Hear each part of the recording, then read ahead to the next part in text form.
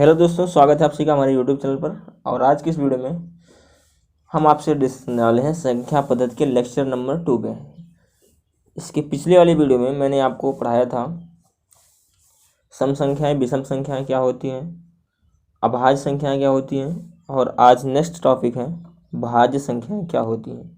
तो आज हम भाज्य संख्याओं के बारे में डिटेल में चर्चा करने वाले हैं।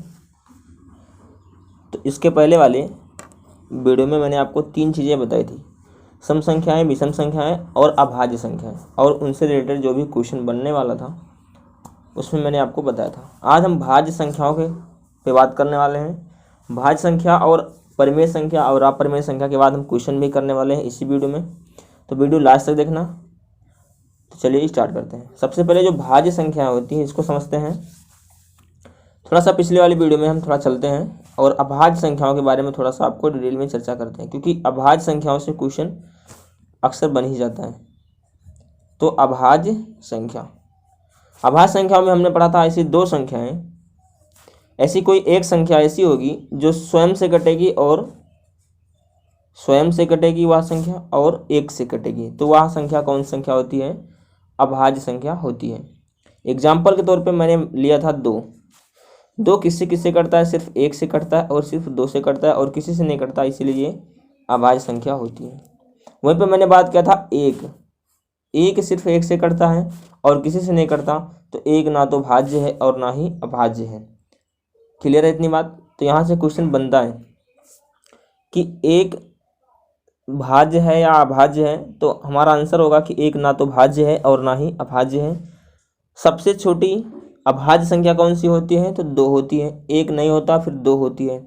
2 एक ऐसी अभाज्य संख्या है जो सम भी है और अभाज्य भी है। तो क्वेश्चन यहाँ से ये पूछता है कि वह कौन सी संख्या है जो सम भी है और अभाज्य भी है, तो हमारा राइट आंसर हो जाता है 2 सम भी है और अभाज्य भी है। तो आज हम इस वीडियो में हम आपको बात करने वाले हैं भाज्य संख्याओं के बारे में, क्योंकि अभाज्य संख्या मैंने ऑलरेडी आपको पढ़ा दिया है। यदि हमारी पिछली वीडियो ने देखा, जाकर देख सकते हैं। तो आज हम भाज्य संख्याओं पर चर्चा करने वाले हैं। भाज्य संख्या रियलिटी होता क्या है? भाज्य संख्या के बारे में हम बात करते हैं तो कि भाज्य संख्या ऐसी संख्या, इसका एक परिभाषा लिखें कि जो संख्या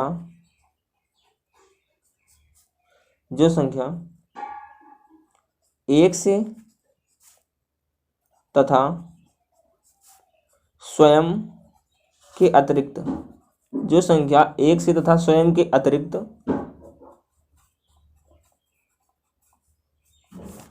अन्य किसी से कट जाए, भाज्य संख्या कहलाती है।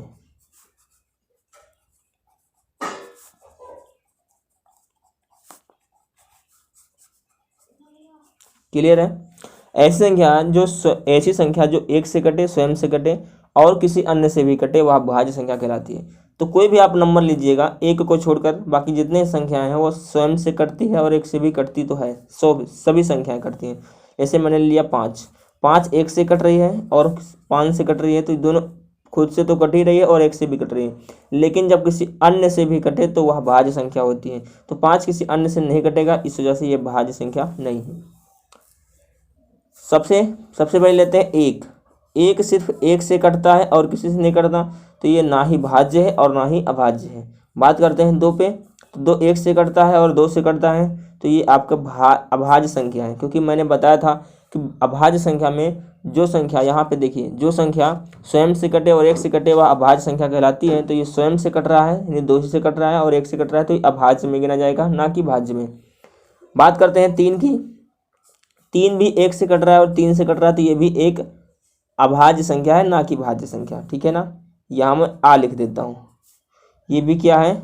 आ है, यानी अभाज्य है।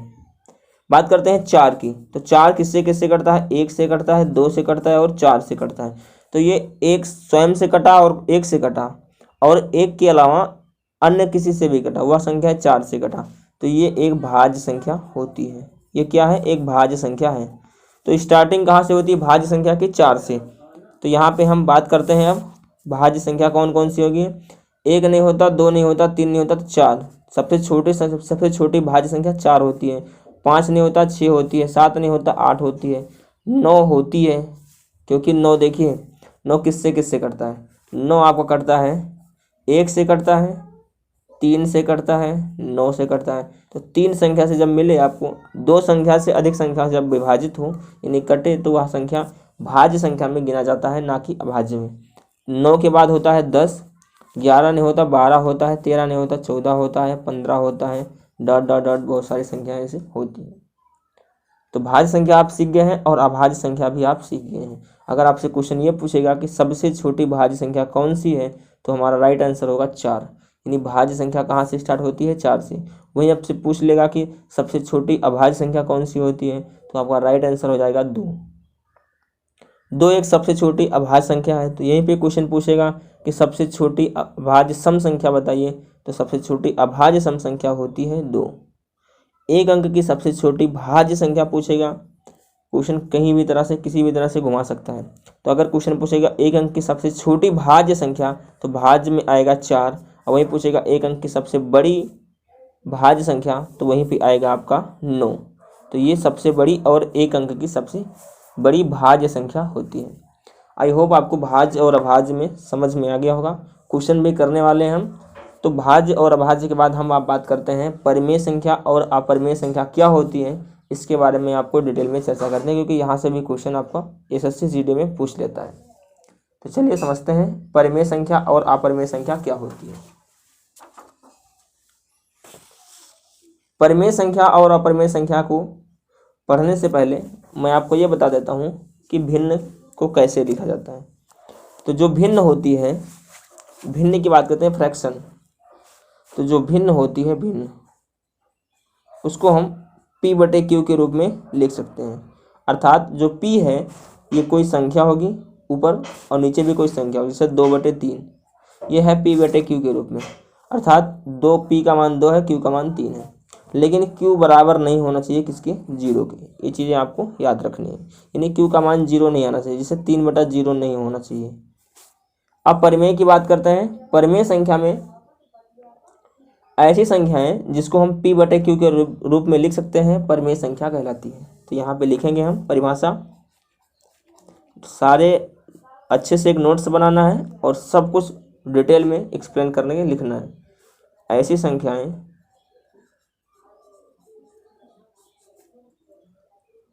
जिसे p/q के रूप में लिख सकते हैं। ऐसी संख्या जिसको p/q के रूप में लिख सकते हैं, तो वह संख्या क्या होती है, परिमेय संख्या कहलाती है।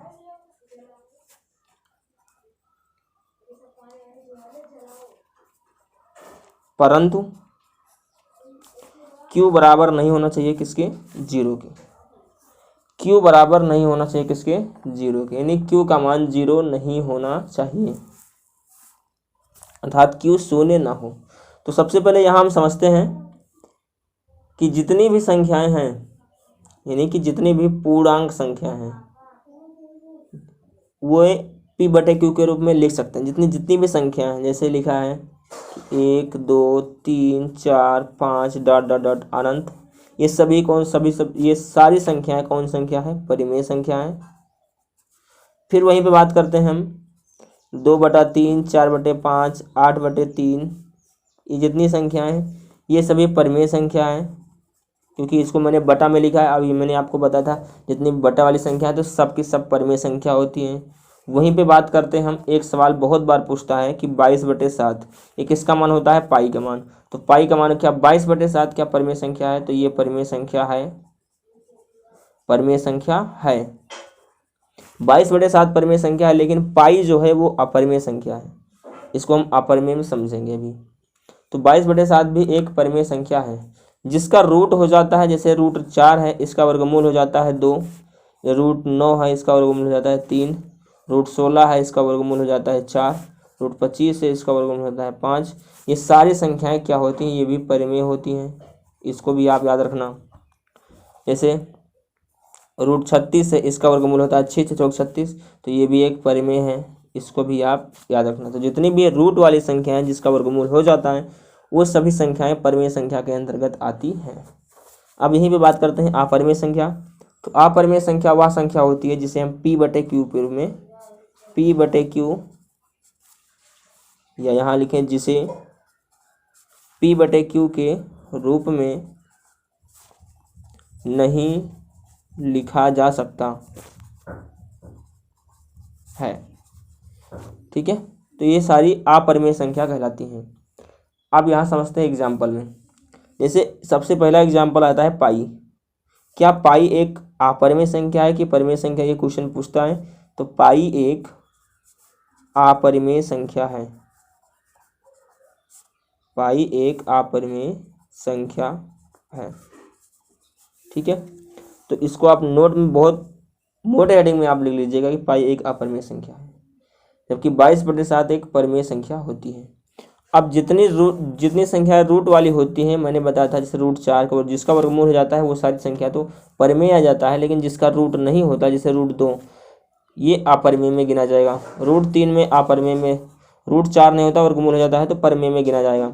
तो √5 अपरिमेय है, √6 अपरिमेय है, √7 अपरिमेय है, √8 अपरिमेय है, √9 नहीं होता, √10 अपरिमेय है, √11 अपरिमेय है, डॉट डॉट डॉट डॉट जिसका वर्गमूल अनंत तक, ये कह सकते हैं। क्लियर है इतनी बात? तो ये सारी संख्या जो है अपरिमेय संख्या में गिना जाएगा। अगर कोई संख्या माइनस में आती है जैसे -√3 तो ये भी अपरिमेय है, अपरिमेय। क्लियर है? तो अपरिमेय और परिमेय से क्वेश्चन लगभग यहीं तक बनता है। अब हम चलते हैं, कुछ आपको सवाल करवाते हैं, 1-2 सवाल, उसके बाद यहीं पे वीडियो अंत करते हैं। तो सवाल आपके सामने आ रहा है स्क्रीन पे। योग पर आधारित प्रश्न, पहला मैंने लिया था योग पर आधारित प्रश्न कि योग पर कैसे प्रश्न आपके बन सकते हैं एग्जाम में, और बने भी हैं। आप देखना, प्रीवियस ईयर क्वेश्चन उठाकर देखना, प्रीवियस ईयर पेपर, उसमें कई क्वेश्चन इस टाइप के आते हैं एग्जाम में। तो सबसे पहला हमारा लिखा है योग पर आधारित प्रश्न, ये टॉपिक है हमारा पहला आज का। लिखा है 1 + 2 + 3 + 4 + 5 डॉट डॉट डॉट, यहाँ प्लस नहीं लिखा, कॉमा लगा, 1 + 2 + 3 + 4 + 5 डॉट डॉट डॉट डॉट 60। इसमें यहाँ पे लिखा है योग, यहाँ पे लिख लीजिएगा योग ज्ञात कीजिए, योग ज्ञात कीजिए। आपको योग निकालना है, तो योग निकालने के लिए मतलब जोड़ करना है। इसको हम कुछ इस तरह भी लिख सकते हैं, 1 + 2 + 3 + dot dot dot dot dot कहाँ तक 60। इसको इस तरह भी लिख सकते हैं, क्योंकि जोड़ में प्लस लगाओ या वैसे लिख दो प्लस में। तो ये हमारा पहला सवाल रहा। अब इसमें हम बात करते हैं, एक फार्मूला होता है और उस फार्मूले में बात करते हैं कि पहली संख्या प्लस अंतिम संख्या, पहली संख्या प्लस अंतिम संख्या पूरे के बटे में 2 और गुणा में अंतिम संख्या। जितनी संख्या है, अंतिम संख्या नहीं कह सकते, जितनी संख्या है। ठीक है ना? तो पहली संख्या इसमें क्या है, पहली संख्या 1 है, प्लस में अंतिम संख्या क्या है 60 है, बटे में 2 कर देंगे और गुणा में जितनी संख्या है, संख्या कितनी है 1 से लेकर 60 तक 60 ही संख्या है। अब इसी को आपको हल करना है, 2 से इसको काटा 30 बार गया ये, तो यहाँ पे 60 + 1 61 हो गया। अब यहाँ पे गुणा में 30, तो 61 × 30 करेंगे, 3 × 3 3 से 18, 1830 आपका फाइनल आंसर हो गया। यहाँ पे एक फार्मूला और भी आ जाता है, n × n + 1 और पूरे के बटे में 2। ये भी फार्मूला इसी पे बेस्ड है जो मैंने लिखा है, पहली संख्या प्लस अंतिम संख्या बटे में 2 × n, यानी कि अंतिम संख्या, यानी जितनी संख्या है। इस सवाल में बात करते हैं, उससे पहले मैं आपको बता दूं, इसमें जो है यहाँ से 1 से लेकर ना स्टार्ट होकर यहाँ पे 21 से स्टार्ट हुआ है, 21, 22, 23, 24, 25 डॉट डॉट डॉट डॉट 75। तो 75 में हम कितनी संख्याएं हैं पहले ये देखें। टोटल नंबर ऑफ कितने हैं, टोटल कितने नंबर हैं, तो टोटल नंबर है आपके, अरे 20 तक यहाँ निकाल दीजिए, 75 में से 20 निकाल दीजिए तो 55। तो 55 संख्या है, 55 क्या है संख्या है। तो इस अगर फार्मूले पे लिखा है, अगर लगाएं हम, तो फर्स्ट इंटू लास्ट, तो यहाँ पे हम बात करें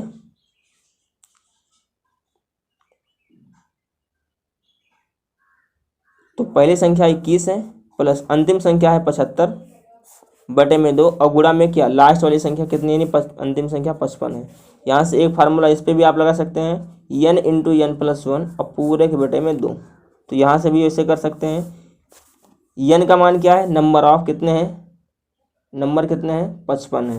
तो यहाँ से हम लिख सकते हैं 55, सॉरी इस पे ये फार्मूला नहीं लगेगा क्योंकि यहाँ पे ये अगर 1 से स्टार्ट होता है तब ये फार्मूला लगता है, आप इस फार्मूले पे लगा सकते हैं।